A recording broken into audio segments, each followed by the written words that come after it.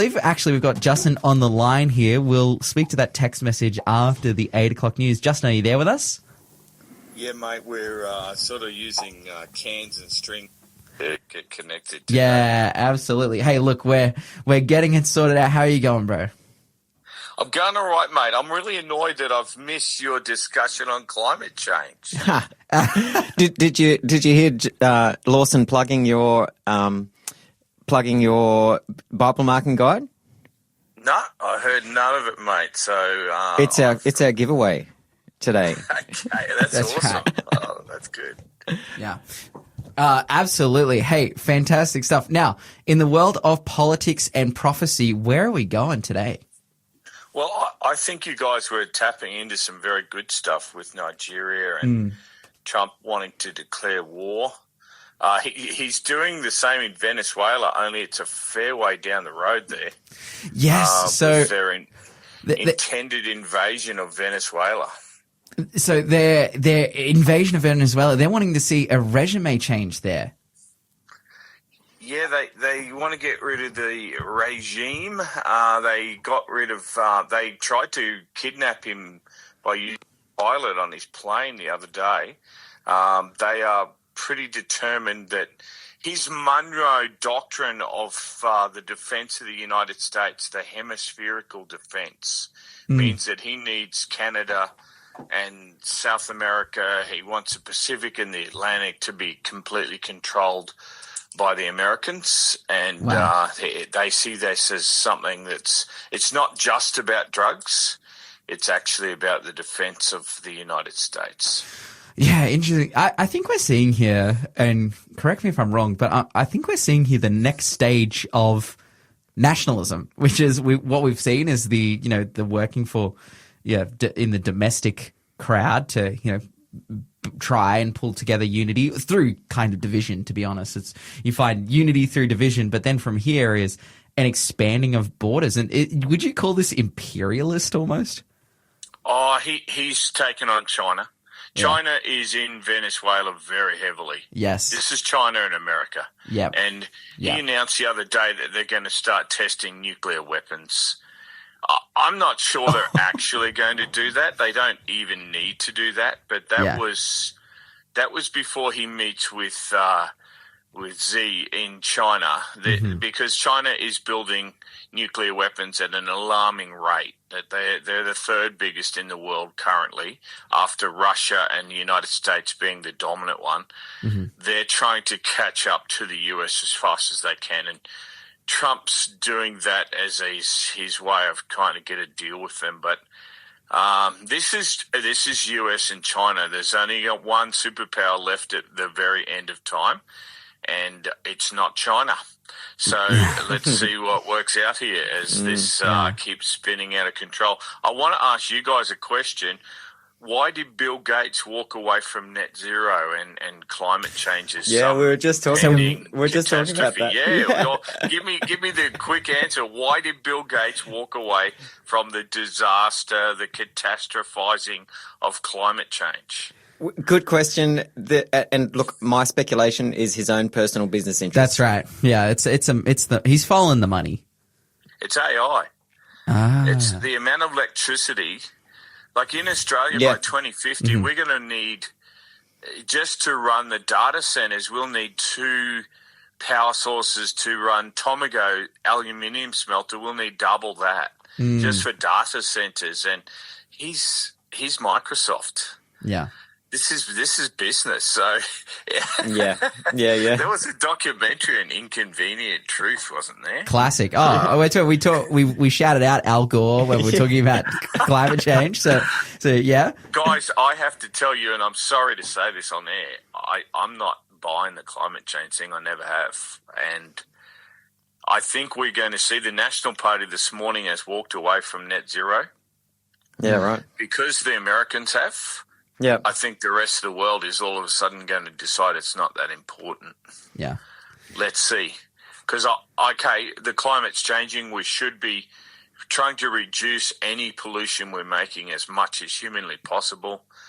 I'm all into that. But the catastrophizing that the world was going to end in 12 years, as AOC said. Yeah. And That's ridiculous. It would never snow again, they said in 2006. Like, no, the seasons are sure according to the scripture. And we've got much bigger problems than that. Much bigger. And there's been an attack in the United Kingdom overnight. Have you guys been discussing that? We haven't talked about it. We were anticipating potentially a shout out from Justin Lawman. But hey, what are we looking at over there? It's shocking. It's terrible. There's apparently 2 people are still in serious jeopardy in their life in hospital. 9 or 10 people have been stabbed. Ruthlessly stabbed by 2 guys. Yeah, they're saying the UK government is saying it is not terrorism. But there's 2. One's a Caribbean descent. One is born in England. They're both of African heritage. The last time the UK government said that the little girls were killed, the 3 girls that were dancing. Yes. It wasn't terrorism. It was a Welshman. It turned out he was an Islamic extremist. So the people in the UK are very, very suspicious of the motives that 2 men together, it's orchestrated, would run through a train just randomly stabbing people. The suspicion it's terrorism in the sense that they're motivated by their allegiance to Islam. Time will tell. But right now, the UK is a tinderbox on social tension over the issue of immigration, but particularly Islamic immigration. So hence the government isn't wanting to come out and inflame that by jumping to any conclusions or anything, but the UK has got a lot of stuff going on. Yeah. Oh, man. And because the question to ask from here is if they've lied and if the info comes, someone's going to find these guys like Twitter or TikTok or whatever, and they see, these particular motivations. This has just been continually increasing. Are we going to see violence as a result? I think civil war is a real possibility. In the sense, it's not north and south, but it certainly would be religiously, culturally motivated civil conflict in the UK. It's really a tinderbox. People are the Tommy Robinson side of politics and the implosion in the polls of the Labor Party and the UK reform coming together, the claims to, even in France, to actually deport any Islamic extremist or anyone that's even close to that. You imagine trying to enforce that, trying to act that out. There's some pretty rough times ahead for the UK and Europe. Yeah, absolutely. Hey, so from here, we're seeing this political tension in the Americas. We're seeing in the UK. Are we looking anywhere else where we're seeing this flare up? I think immigration is causing illegal immigration or just mass migration has caused problems all around the world. It really has. And the other big factor that's involving social upheaval, I think, is it's economic. The amount of money right now in the US, the repo on car loans has just spiked back to 2008 levels. Wow. Which is putting everyone into a panic about the stability of the banking system. Yes. Because the average American, as inflation just is eating away the value of the dollar, and you know what the Reserve, the Fed do immediately when there's a problem? They just print more money. They just put more money in the system to try and calm it all down and keep everything stable. But all that's doing is robbing the middle class and the poor of their ability to buy with their dollars. Yeah. And this economic disparity that the top percentiles have so much money and everyone else is just getting harder and tougher, and the price of things is just going up and up and up. They're bleeding out. that is going to have a big. I think Trump got elected because of that issue. Oh, Yeah. 100%. Yeah, yeah. And this is the interesting thing, like, because obviously, like, immigration was his other platform. A big platform that always comes up in American elections is race. And that was actually, the abandoning of Joe Biden and the Democratic Party, or Kamala Harris, leading up to that election, up to the last election. There were, quite a few, minority groups and whatnot that abandoned voting for Kamala Harris, because it's like, hey, no, we just don't have money. Like, this is the problem that needs to be solved, is our financial insecurity. But that was the problem that was the promise that was made. But we still haven't seen movement of that needle of inflation. And incredibly, the left and the right actually join up at this point. Yeah. This circle that really, it's not a line, it's a circle that the left and the right wing are on. Right. You'll have guys that are really left.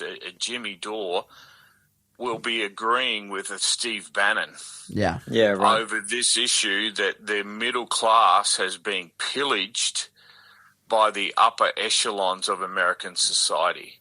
And when they socialize the risk, as Steve Bannon would say, where all these subprime mortgages, crazy risk that the banks took, well, when it all crashed, the government bailed them all out. And the money they've used to bail them out is the people's money. Yeah. And there was no consequence. And here we find again that what's come out in these repos on the cars that have spiked to this, people are not being able to make the payments on their cars. They've actually bundled all these things into these subprime mortgages, and that all sounds a bit familiar. Classic. Nothing was learned because there was no consequence last time. They were bailed out. Yeah. So are we in the lucky country, Justin? Is any of this coming home to us in Australia? We are blessed beyond measure. I thank God every day we live where we do. But I'm sorry, we have we've got some big issues coming down the hill. And you can see populism and nationalism is going to take hold in Australia. And policies, the Barnaby Joyce defecting or threatening, he hasn't actually really defected yet, but if you could see a Pauline Hanson type party really get some strength in this country, the more this stuff goes on, as electricity bills continue to rise and we have these massive power needs coming with data centers because of AI, yet we're not building an infrastructure that could support such a technology. There's going to be a lot of bleeding out of the middle class and the lower class. At the same time, we have massive levels of immigration. Historically, we're very high.